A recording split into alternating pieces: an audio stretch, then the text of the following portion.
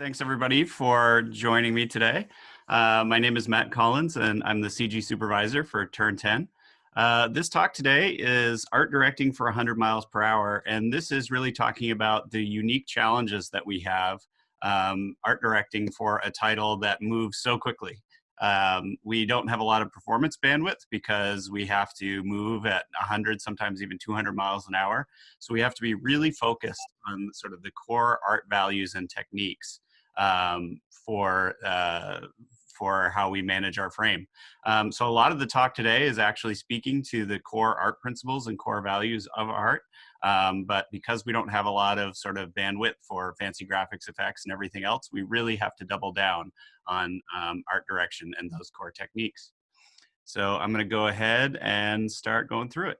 The first thing we're going to show you is a video, a trailer for our game. It might be a little choppy. All the videos that we played today might be a little choppy, so just enjoy their visual excellence, but know that they might stutter a little bit. So we'll go ahead and fire that up.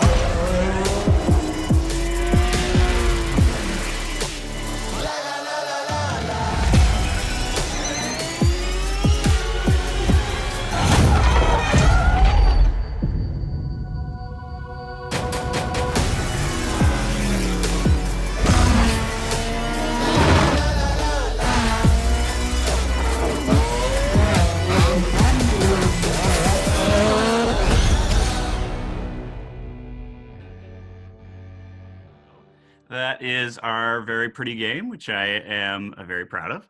It came out a couple of years ago, and we're doing even greater things now. So it's been a lot of fun to work on. So the overview today is going to be, we're going to do a brief history of Forza and talk about the unique challenges that we have making a racing game and how we prioritize visual investments for those challenges. That'll be the majority of the talk. I have a few slides in here. This was originally a GDC talk that talks about how we manage our performance budgets and how we manage our content budgets. And that might be less interesting to you guys, I'm not sure. So I'll go through it relatively quickly, but if there's things you want to ask me about or dive deeper on, feel free to ask questions later in the talk. And then I'll talk about some of the pitfalls and key learnings, because there's always key learnings after you develop a title that we've had, and then summarize the talk at the end. So let's jump right into it. Yeah, so my name is Matt Collins. I spent 4 years at Plymouth State University studying illustration. I actually wanted to be a comic book artist, and right as I graduated, the comic book industry fell apart. And so I had to scramble and figure out what I was going to do after that. So I wound up going to DigiPen. I spent 2 years at DigiPen. And they gave me a very focused career or focused education around games.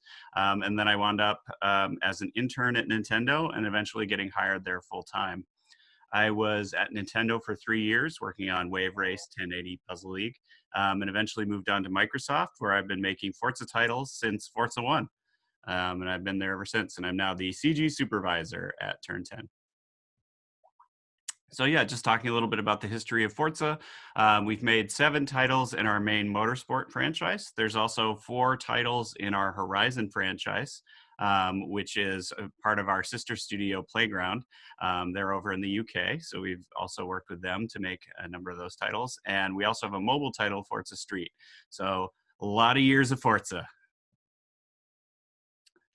So talking a bit about the challenges that we have, we run at 60 frames per second, which in itself is always a challenge. It just doesn't give you a lot of margin for error when you're rendering. Our cars move at over 200 miles per hour in some cases, specifically the Bugatti Veyron, which has been the bane of my existence since that car came out. We have photorealistic visuals, which is a difficult target to hit. It's also kind of a plus, which I'll talk about in a minute. We have long draw distances. So in some cases, we can see up to 3 miles from an area on the track from one end to the other. So that's difficult to manage. And most of our tracks are covered in vegetation. So this makes it difficult. That's hard. Vegetation is notoriously hard in performance. So that's a challenge that we often face. And also in terms of composition, our options are limited just because we are using real world environments. So next I wanted to show you a video that sort of illustrates the main difference between our game and say something like a first-person shooter like Halo. So what you can see here is if you look at the scene on the right, that's our game and the Bugatti Veyron moving through our longest straight in the game on Le Mans. And you can just see how quickly you move through the scene. So this puts a lot of pressure on the system. Where on the left, if you have something like Halo, where, you know, it's still, obviously there's a lot of graphical beauty here, but you're moving through the scene at a different pace, which just creates different bottlenecks on the system.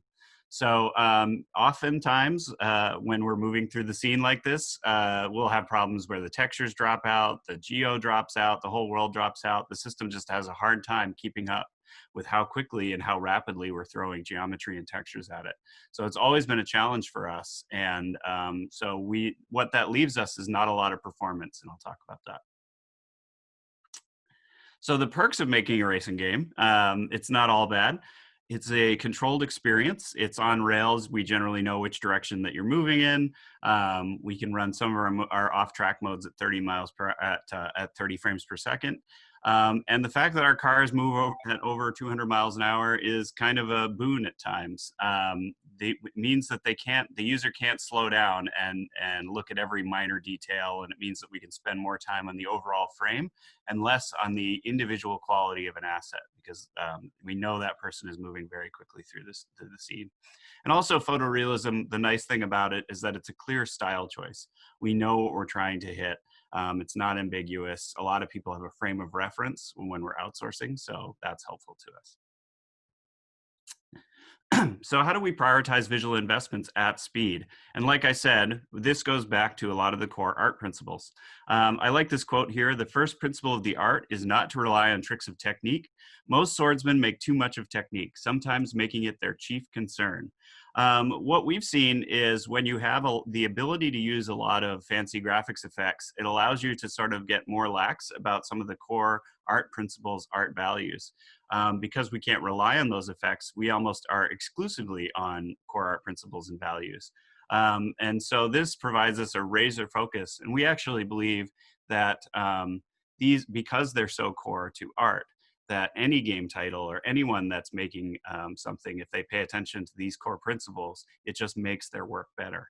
And oftentimes we forget that. We see that with students, we see that with professionals, that the computer gets the better of them, and they rely too much on sort of the whiz-bang stuff and not enough on those core fundamentals. So when I talk about the core fundamentals, which is mostly what I'll be talking about today, this is what I mean. Talking about composition, value, palette, texture, shape, storytelling, cadence, and performance. And these are the topics that I'll be going over in further detail today. And something that you'll notice is what I tend to do is move from large to small. This is how you should build up anything like a painting or any art piece, really. A lot of people will tend to get focused on texture too quickly without having settled these other core principles. And so as I go through this talk, I'll kind of be moving through it from that with big to small in mind. So starting, we'll talk about focusing on what matters. We spent a lot of time thinking about composition and iFlow, just because we generally, again, you're on Rails, we generally know where you're looking and what you're looking at. However, early on in our titles, we weren't very good at this because a lot of us were used to working on first-person shooters or other titles, and we focused the majority of our attention around this area. So we would put a lot of detail into our trackside objects, into our buildings. And what we found was it just didn't have a lot of bang for the buck. That just doesn't take much of the real estate. What we call it is the wedge, but this takes about 80% of the real estate of the screen. So it's critical that the read of this is the most important part of the whole scene. Um, the sky, the road, getting that right, that's everything. And you can let a lot of the stuff go because we know that this is taking up so much real estate in our scene and is really what the player is looking at. We spent so much time thinking about this that what we did was we developed a system where, if you're familiar with the rule of thirds, where compositionally you split your frame into 3 parts, we did that here. And then we mapped out where the intersection points of those thirds were. And then we took it a step further. And what we found was that the focus of the viewer, the focus of the player, tended to be in this sort of red diamond in the center. And we even backed this up with, we had Kinect eye tracking at the time, and we looked at a whole group of players to see where were they generally looking, and it tended to fall right in this area. So we know that when you're driving, this is the majority of where your focus is. So this caused us to prioritize our scene accordingly. Our P1, all the assets where we would spend the most amount of time, the most amount of polish, bug fix would all happen within this area. This would be our P2 area. This would be the area that we would fix things, but it would be less critical. And what we found with the P3 area was you could almost ignore it. I was amazed at the bugs that we would have in this area that seemed glaring to me because I was used to staring at the screen that people wouldn't see at all. Whole objects dropping out, the world missing. It's just when you're focused on an area, it's very difficult to look anywhere else. And people were just not looking out there. So it really just shows you how much composition matters and really not spreading your efforts out like peanut butter. So we use this tool so much that we actually created an in-game overlay that allowed you to see where you were looking. And we would have this on screen at all times so that as we're driving around, we can really see where is the focus, where is the player looking, and where do we need to focus on polishing our assets. The other thing that we noticed is that this focus did tend to shift depending on the context of the gameplay. So if you look at this area here, this is a user that's taking a difficult turn in the wet. And so as they're turning, their focus changes from being out in front of them to right at this corner. You naturally start to look down at the corner that you're taking. Your focus and your attention goes to that because you're in a high intense gameplay moment.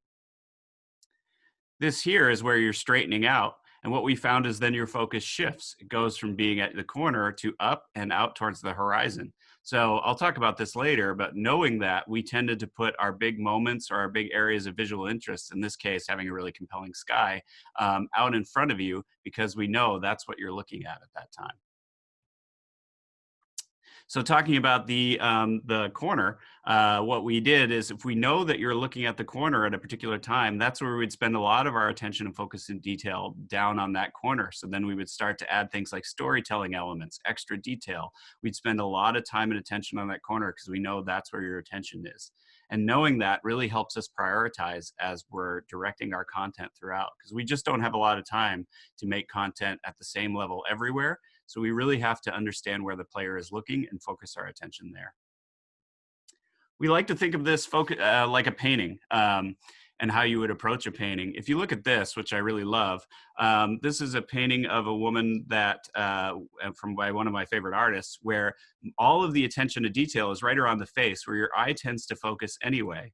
The core principles of value and saturation and all that and palette is still really good around the scene, but there's nowhere near as much detail, which you might not even notice at first. As soon as you get away from the face, the detail just drops away because the artist wants you to focus here. And what we found is if you actually put detail everywhere, it confuses the player, it confuses the viewer, then they don't know where to look. So composition and attention to detail really matters, and especially not putting the detail everywhere in the painting is really critical. And for us especially, because we're also limited in time and the amount we can spend on each asset. So next I want to talk about the frame and how we design for the frame.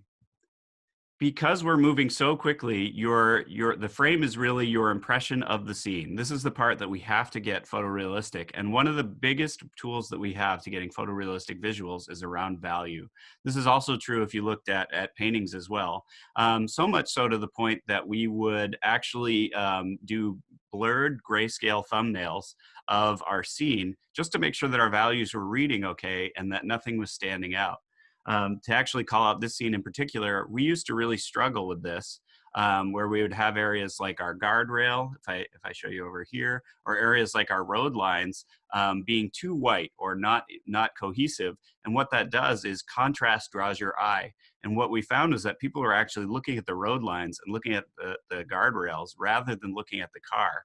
And this created a non-cohesive scene, and it created sort of a discordance with the viewer. And so we really want to make sure that we're balancing our values, make sure that they land in a photorealistic frame. How we do that, if anyone isn't familiar with this, is with the concept of authoring our textures color correct. So what we use, we have this thing called a color checker here. These are industry standard values. And what we'll do is we'll take a picture of something for a texture reference, and then we'll bring it into Photoshop.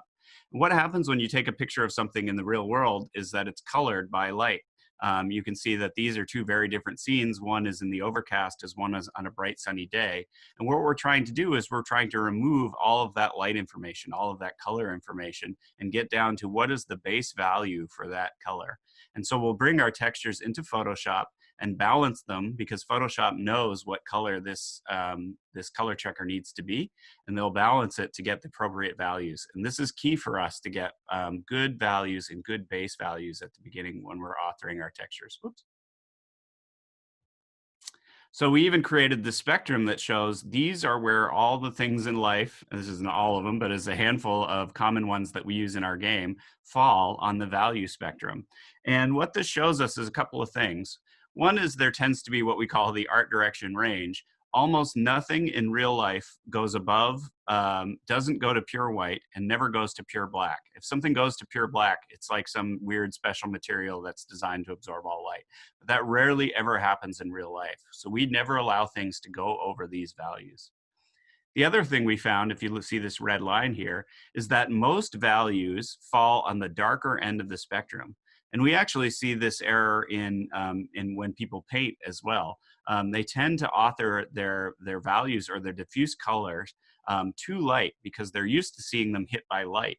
But what happens is you want your diffuse color to be dark to allow your light to brighten them up later. And so this is a common mistake that a lot of artists make, is to author too bright because they're used to seeing values in the sun. So this is something that we control very heavily. This is to show that same image in grayscale, to also show how much color can fool your eyes. If you look at those red dots, they look like they should be much brighter because you read red as bright, but their value is actually very dark. And so we do this because we also know that you can't trust your eyes when it comes to value or when it comes to sunlight. So we spend a lot of time with this. I spend a lot of time talking about it here because honestly, it is one of the most critical elements of getting a photorealistic scene. So we spend a lot of time working on it. This shows the value of that. This is an in-game representation. This is an early shot of our scene. Ignore there's some broken light maps on the road. But if you look at the building, it's showing you that almost none of the values are correct here. The lighting isn't done right. We don't have any bounce light. We don't have good value. The diffuse colors aren't correct. And the net result of that is this doesn't look very believable. It looks very CG. It doesn't look right to your eyes. Once we've done our pass where we get the right color balance, the right color correct, we get the right lighting on the scene, we get the right bounce. These are all the things both in our game and when you're painting or doing anything that add up to being a beautifully lit scene that looks photorealistic to you. And so we spend a lot of time working on this, and this is a really good representation of how much getting those values right matters. Just another example. So if you look at the images, the two images on the top are photo. The one on the left is actually our old studio. We did this because we really want to spend a lot of time going out and rechecking our values.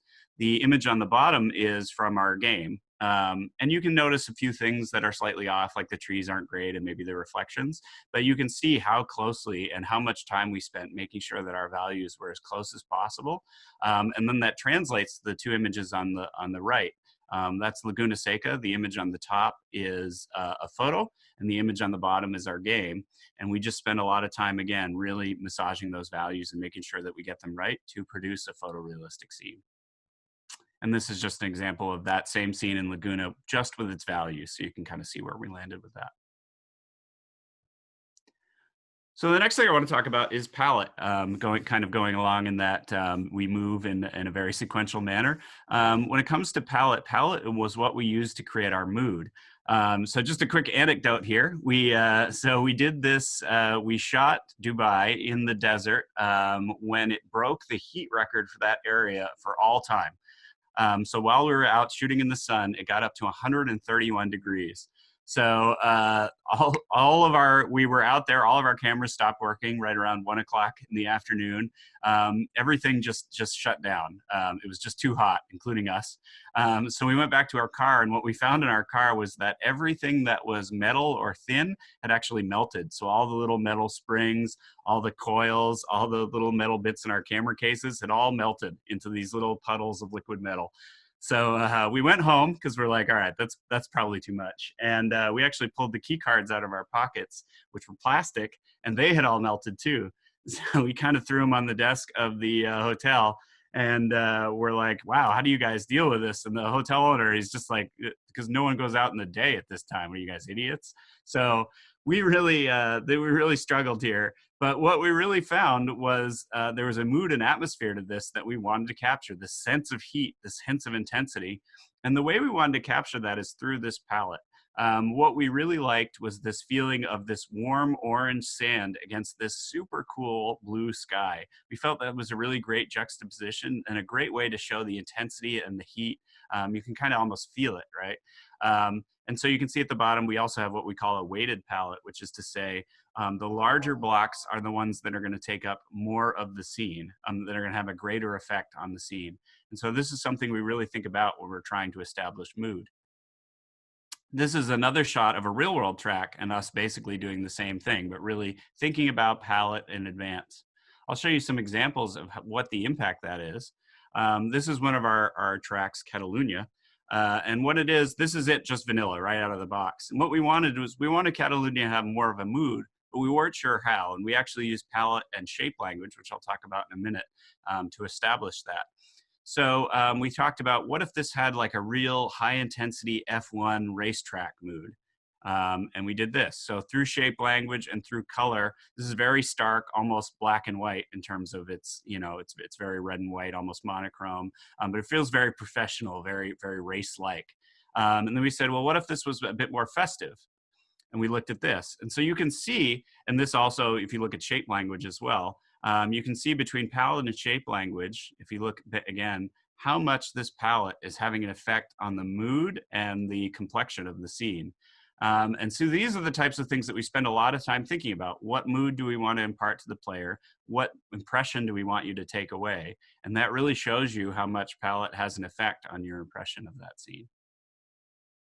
I talked about shape language, but that's another thing that we think a lot about. The shape language really helps determine also the mood and the feel. In this case, what we liked was that Dubai is actually located right on the ocean, which not a lot of people know. And there's a lot of sailboats and things like that. And we actually thought that motif would be a really cool juxtaposition against sort of the harsh, dry, rock-like atmosphere of the desert. So we created all these really nice sail shapes. These are concepts. And we applied them to all of the objects in the scene. So we carried this through our tents, through our grandstands, this idea of shapes, sails, very tent-like structures. And here's an example of those structures juxtaposed. This is a concept against the scene. And you can see how much that shape language impacts and plays against, how we compose. So really great values there. And this is a final concept that we did that kind of pulls all those elements together. Here's a palette that we used for the scene. Here's, kind of pulling that shapes into the buildings, into everything, just to give you that overall feel. So it's something that we think a lot about when we're making our scenes.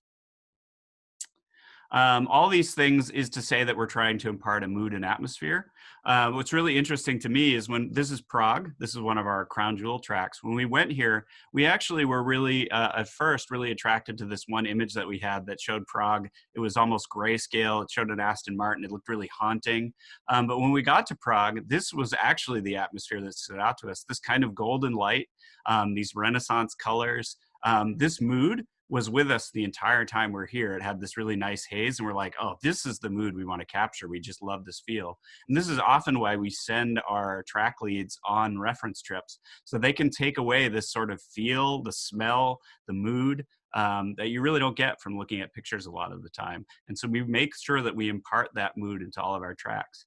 Another little interesting anecdote here. This is the Charles Bridge. So we took a laser scanner out onto the Charles Bridge.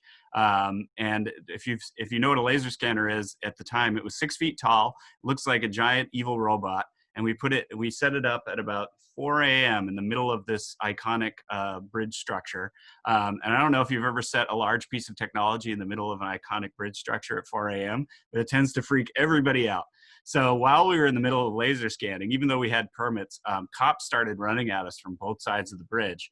And so we were frantically trying to get the scan to complete before the cops got to us. And we got the last rotation right before they got to us. And we said, oh, we're sorry, here are our permits. We apologize. We picked up everything. We moved on. But yeah, this was a real challenge to shoot. So anyway, referencing for tracks is always entertaining. But these are just, so moving on, these are just other examples of mood and atmosphere for a track. This here is showing Daytona. This is also a very different mood, hot, white heat, packed people. This is high noon, very intense shadows, so a very different mood. This is the Nürburgring, so sort of haunted, grayscale, just very, very different mood in itself. And so these are the things we think about when we go to each of our tracks. Just showing, and this is concepts that we do afterwards to translate those who didn't go into these mood boards to give the player a feel for all the things we talked about: haze, color palette, light temperature, all that. And that's what we use to create our scenes. We use things like fog here and sky. Sky has a huge impact on everything in your scene. You've probably seen that when you paint, when you do anything. So really paying attention to the sky and what kind of mood you want to impart with that is a big deal for us. So I'm moving on to painting with light. I'm going to take a quick drink, though.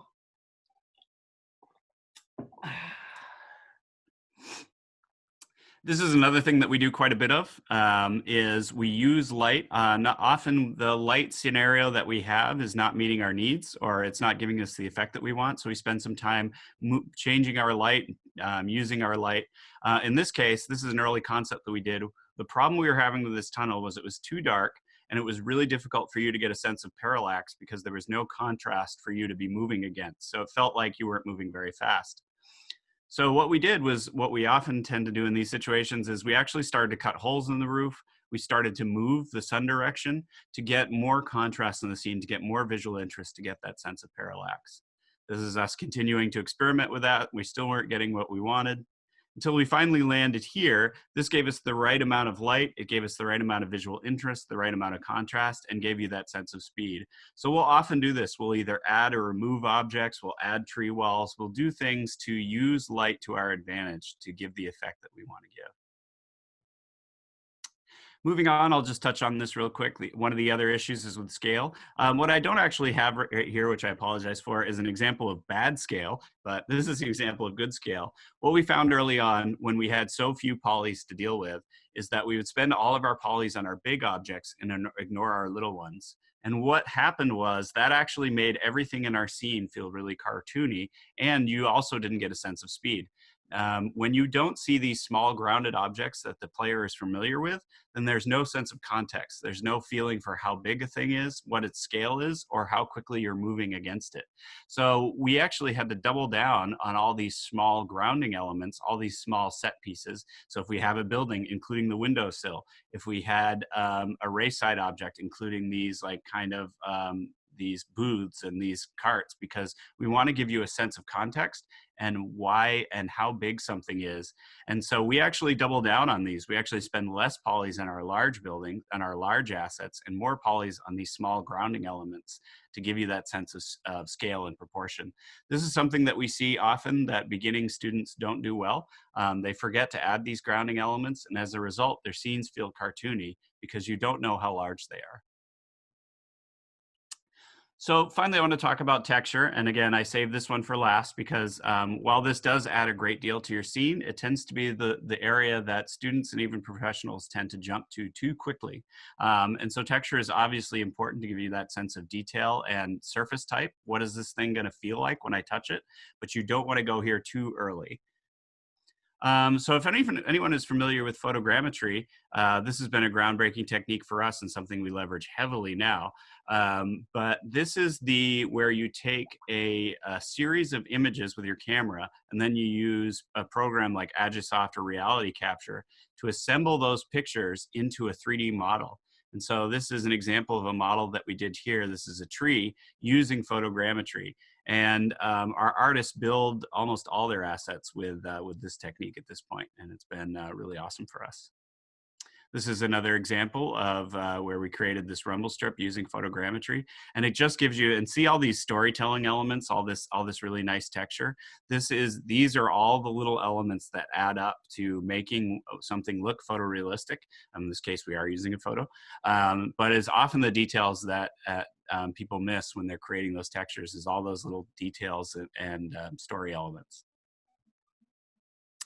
So now I'm going to show you all this in practice. These are a few before and afters. This is obviously a before, where we forget this all the time as well. And so oftentimes what we'll say is, you know what, the scene is not working. We're not using all the principles that we just talked about. And we have our concept artists actually go in and do paint overs to help guide us. This scene right here is doing everything wrong. We're lacking those elements of scale. It's all one value. We're not painting with light. The saturation isn't good. It's doing everything that we just talked. It's not doing everything that we just talked about. So we say, help us out, concept, and they'll create this image. And you can see what a difference this makes in terms of value, in terms of visual storytelling, in terms of painting with light. It's doing all those things I talked about, and the difference is stark. And we have to do this all the time because we forget as well. And it's something I often recommend students do, is when they get about 3/4 of the way through the piece, take it into Photoshop, paint over it. It's really easy to iterate in Photoshop, and we find that it helps break that sort of disconnect that you have in CG. And so we'll do this a lot. This is another example, barring the terrible crowds that are over in the bottom right. Again, scene feels okay, but it feels flat.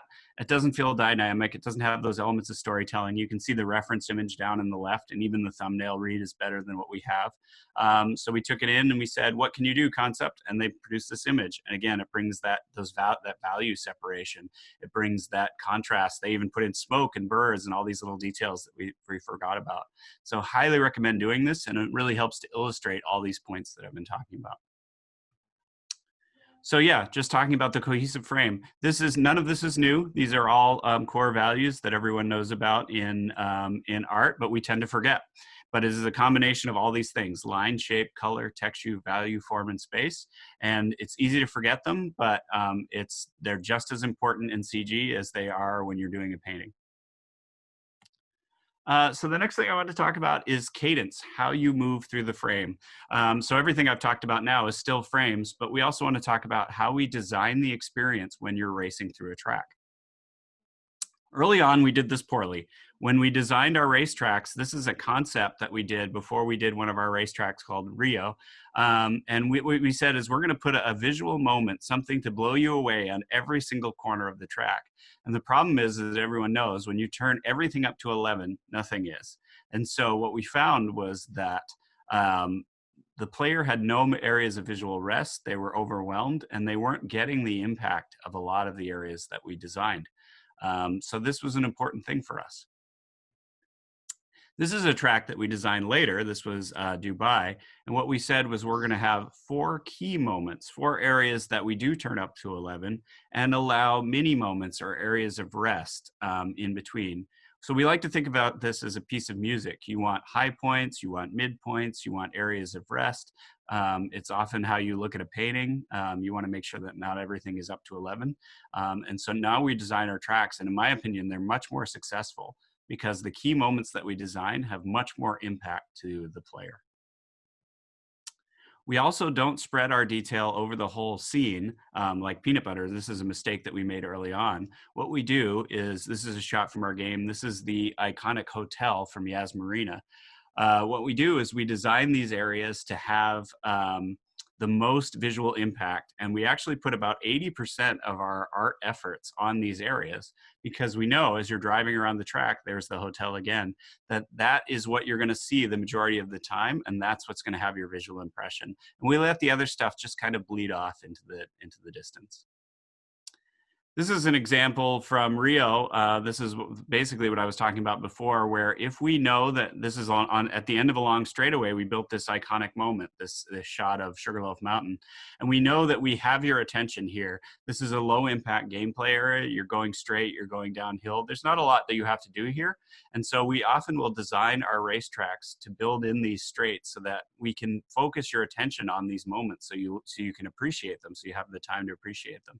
And then when you take these high intensity corners, you know, we just spend less time on them. We put our details in and around the corners instead, but really designing this experience, knowing what your player is going to be doing and putting your detail as appropriate. And this is just, again, we also do this with our gameplay. We actually design skids, impact moments, things like that, because we know where we're going to have your attention and where we can spend our attention to detail. This is an iconic turn at the end of Laguna Seca. And so this is a turn that everybody misses. And we wanted to tell you that story and kind of forecast it for gameplay to say, this is a difficult turn and you're probably going to miss it too. So we do our skids, we do this sort of like dirt runoff to say a lot of action happens here. A lot of people take this turn wrong and we want to forecast that. And so we tell you this story when we're designing our tracks. So again, these are all different examples where we pull some of that visual storytelling into our tracks when we're designing that cadence, and it just pays off for us in a big way. And again, and like I mentioned, we design it like a piece of music. This is a waveform of Beethoven's Fifth. So it's just really interesting. It shows you throughout the piece. They have their highs, their lows. They kind of have two big centerpieces, and then they have areas of rest. And this is how we want to design our experience as you move through it. So the last thing, like I mentioned, we're getting low on time here. So I'll move through this pretty quickly. There's a lot of charts in here, so try not to glaze over. I'm going to move through them pretty quickly. But what this piece is really telling is about, we have to spend a lot of time thinking about performance. So we're not just designing our tracks and designing our visuals in a vacuum. We have to think about GPU and CPU and all the limits that we have. But we actually find it sort of enables us in a way. This is the sandbox that we have to play in, and we have to be creative within it. So these are just for anyone that's interested. These are the budgets that we have. This is only to show this 2.8 number is how much GPU we have for our tracks. For anyone who's familiar with GPU budgets, that's not a lot of time. So that's just highlighting how little time you have with it. These are tools that our artists use to evaluate budgets. This is just a chart showing that anywhere that's over performance turns red, and our artists have a nice visualization of the track to say, those are the areas that we have to work on, and this is what we're gonna bang at to improve our performance. And this is a great tool for us. So how do we prioritize these visual investments? We really have to think about where you are on the track in advance. This is a photo from Bathurst showing from this area, you can actually see 20 miles out into the distance. So we have to know you're going to see 20 miles out. How are we going to show this? We'll do this with matte paintings, we'll do this with LODs, but we have to plan this out in advance. This is another shot of Prague. So we know, we've designed this racetrack, so we know this is an area where we want to show off the whole city. We know that you're going to be looking far out into the distance. But but we want to make sure that that we have the room for this performance. So we designed this so that there's almost no vegetation, there's very little grass, there's not much blocking your view. We're not spending a lot of attention there because we want your focus to be in the distance. We thought a lot about how we were going to LOD the city. We drew a lot of matte paintings for this. So this type of thing takes a lot of pre-planning and design in advance. If you don't go in with this sort of pre-planning, you can wind up and really put yourself in really bad spots and have to spend a lot of time redesigning and optimizing. This just shows that we look at these every day and we're trying to turn them green. That's basically all this graph shows. We spend about 2 years doing this though, so it's part of the challenges of being an artist in the games industry. Again, charts of GPU, probably less interesting for the group. Debug menus, less interesting, and picks, so we'll just skip through all that. These are all tools that we use to evaluate a scene. So some of the pitfalls that we had for all of this is we do a lot of this tuning by hand. And so what we're doing moving forward for us, you know, in case you guys are interested, is we're looking to automate a lot of this. So instead of the artist hand tuning, we create levers that allow us to do things like turn up scene density, turn down grass, to give us more levers to play with and less hand tuning of assets to optimize for performance. This is just showing you some visual examples of how a game moves through its development. This is showing Rio early on, doesn't look that great. Also has a lot of problems with performance. That number in the top right is 8.8 milliseconds. It needs to be down closer to around 5. This is after we spent a great deal amount of time optimizing. You can see we've done a lot of the things that we talked about, composition, palette, value, and we got the scene to about 5.8 milliseconds, which was able to run just fine. And these are all the different types of things that we did to get there. This is another scene. This is a scene that we got back right from our overseas vendors. It had a lot of issues with everything we talked about again, value, scene composition, and our artists come in and they balance it. And so you can see the big difference that we have there. And also optimize it. We went from 6.7 milliseconds to 5.4. So this is what we get back from our artists, and then this is what we have to do to polish internally to get it to a place where we can ship it. So a big difference there. And again, this is calling out some of those things in specific detail. This is showing, here, let me pause it real quick. This is actually showing a really interesting thing. When we went from 5 to 6, we actually added a number of features like night and wet and a bunch of things that actually ate performance. So what we had to do is we had to draw the same level, prog, with actually less performance than we had. So we had to make it look just as pretty, but we had to find clever ways to rebalance our scene to deal with not having as much performance.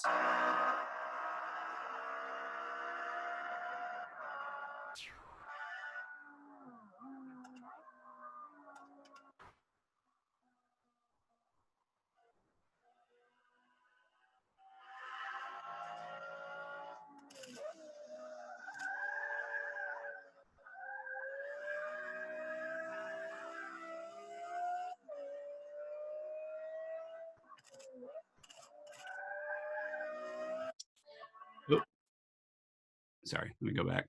So that might be a case where you say, but Matt, 5 looks better. And honestly, for this particular scene, I'm just glad it doesn't look worse. It was really difficult to get down, but we had to do a lot of clever things with composition, removing trees, doing all that. And this is the type of thing that artists do often to get where we need to go. This next thing, and we're almost at the end here, is to show you a time lapse of how we build up a scene over the course of development that I thought you guys would find interesting. So this is going to show you Dubai and Rio.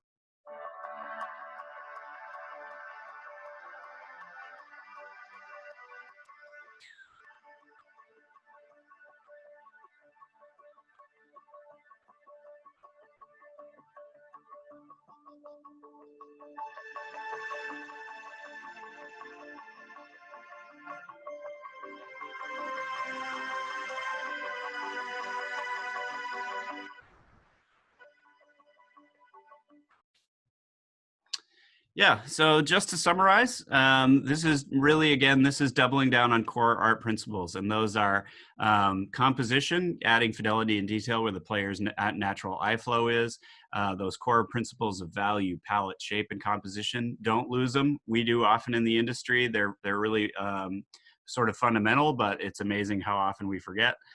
Build your scene from big to small. Don't focus on the fine details too quickly. Design the cadence of your experience. Design a rhythm and flow. Don't edit everything at 11. Plan for your pinch points in advance. Really do a lot of work on pre-production. Understand what your scene is going to be before you edit it. Check on performance daily in our case, and then give your artists the tools they need to solve those issues. So that's it. That's everything. I hope you guys enjoyed the talk, and I'd like to open it up at this point to Q&A. Thank you. Man. Thank you so much, man. That's amazing. Even though I've seen and played it, just seeing the breakdown is honestly, it's pretty ridiculous. Thanks. So there have been some questions during the presentation. I kind of collected them up, and I'm not in any particular order, but Sure. I'll try and throw some at you now. And, we'll go from there. So I thought it was a pretty interesting question. Do you hand draw all the concepts, or are they 100% computer generated? So we actually have a group of very talented CG art or painters that they do a lot of hand painting. However, they also do photo bashing. It really depends on the goal of the concept is to get the point across in as little time as possible. So they'll use whatever tools are at their disposal to get there. But they're actually very talented painters, and a number of what they do is also hand drawn. Right. Another question: how long does it take to do one track? Maybe like let's talk about like an original track for you guys. How long would it take? Yeah, that's a really interesting question, because it really depends on where we are in the project. Usually, the first track that we create, we'll start iterating. A typical development cycle for us is 2 years, and we'll start a track relatively early on, maybe 6 months after pre-production.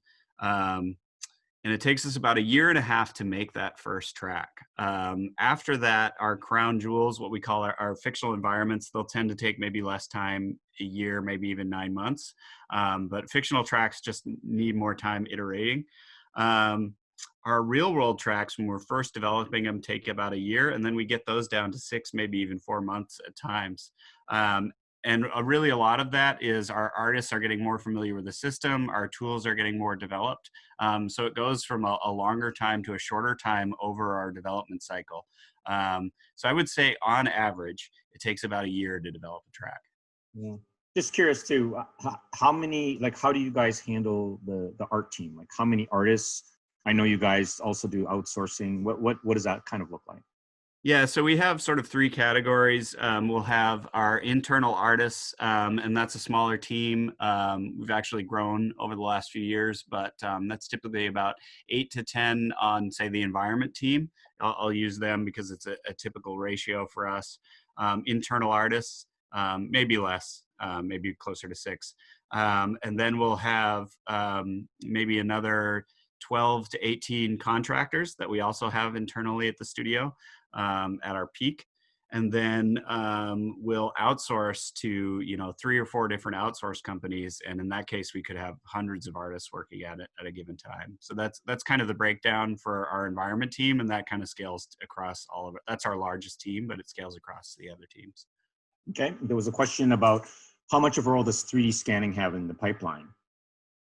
So we leverage it heavily. So we do 2 things. We laser scan, which is where you put a device down and you scan in the 360 degrees, and then you use that laser scan. We actually use it as a base. We'll break it into multiple pieces, and we'll send that laser scan to our vendors, and they'll use it as reference when they're building out the actual asset. We also heavily leverage photogrammetry. The more we've learned about photogrammetry, the more we use it. And so now a great deal of our environments, our prop assets are actually built with photogrammetry. So that's not laser scan, but it's photo scanned. And so a good deal of our assets are built out that way. Okay. Kind of a technical question. How do you handle culling? And how difficult is it to make the collision? Yeah, both of those are good questions. So we use a visibility system for culling that says, because we know we're on a racetrack, we have a camera follow a spline through our racetrack, and we basically set a pixel limit. So we say, anything that's lower than this threshold, say 6 pixels or 3 pixels, doesn't get drawn. And so what we found is that we've balanced the amount that we feel like we can set that number to without objects popping in. And so we drive around the track, the camera sees what it sees, and then it automatically calls out any of the objects that it didn't see from that particular area. And sometimes we'll have to go in and say, you know, this object popped in too late or it popped in too early, and we'll have to hand adjust that. But that's how we call out objects is with this camera-based system. Okay. And sorry, what was the other question? Well, just had to do with collision and culling. Oh, so for collision, so we just build our collision from the visual mesh. So often we'll loft out something like our road and our shoulders and our barriers, and then we'll duplicate that mesh and use that mesh as our collision plane. Have you ever made an underground track? The closest we've made is tunnels, small tunnels, but we've never made a completely underground track. But we always talk about that. I think underground, on the moon, and under the ocean come up pretty often, but I feel like that's not likely, not in our future. All right. This was interesting. Have you ever thought of using design to make it more challenging, like a giant billboard to distract? Visual design. We don't usually.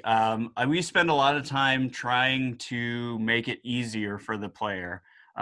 So we focus most of our efforts, I would say, in the opposite, to say, how can we minimize distraction to make it so that your gameplay experience is as focused as possible? So no, I would say that we try to avoid that. Great. I just saw an interesting question pop up from open world design versus linear level design. Any thoughts? Yeah, so I mean, it comes with its own unique challenges, and we don't have to, you know, think about the open world too often. But our sister studio Playground has to think about it all the time. So it definitely comes with its own challenges. It has its own visibility system because you can drive anywhere you want in the world. You have to deal with your own collision issues. You're not as focused in terms of not knowing where the player is going to be, so it's harder to design moments for. So what you wind up doing is you wind up drawing these iconic or creating these iconic set pieces. So the moments kind of create themselves no matter where you are in the world. So no matter which way you're looking, you're sort of seeing an iconic area. So it's just a very different design challenge. Those guys are really good at it. They do a great job. But yeah, I mean, it's a whole subject in itself, really. We've talked about it quite a bit, and they both create their own pros and cons. Let me see. How detailed do you make humans? How many unique models of humans do you make in the game? So that is an interesting question. Early on, the answer was not very. You saw our crowds; they're pretty terrible. But the more we've developed, the more we want to add, you know, storytelling elements. The more we want to add that context for the player. So recently, in 7, we started to introduce characters. We were sort of dipping our toe into it. I think more and more we hired an all new character team. We're starting to focus more on characters, animation, rigging. Creating photorealistic assets using photogrammetry. So I would say that we're making a much greater investment in character than we ever have. But you haven't seen a lot of that yet in the games that we've created. We've just started tipping our toe into it. Okay, maybe a couple more here. So how do you do the clouds in the sky? So that's interesting. And we're actually thinking about changing that system. But what we do is we capture a 360 HDR and we capture frames throughout the course of a day. So we'll set up a camera rig that captures in all directions, and we'll just take HDR exposures every, say, 5 to 10 minutes over the course of an entire day. And then we stitch those together using a sort of a vector-based system, because we don't want to draw frames over the course of a whole day. It'd be too much memory. So we use a system to lerp between frames, kind of in a vector-driven system. And that produces a 24-hour day-night cycle. And then we use that as this sort of almost animated video as a backdrop for our environments. We're actually moving to or we're trying to move towards, we're still in development, a more dynamic system that that allows 3D clouds, maybe something more akin to like Red Dead Redemption, something like that. But it's sort of early days, so we're not sure how we're going to be doing that yet. Yeah. And a follow-up question to that, as you're explaining, is how does that impact lighting?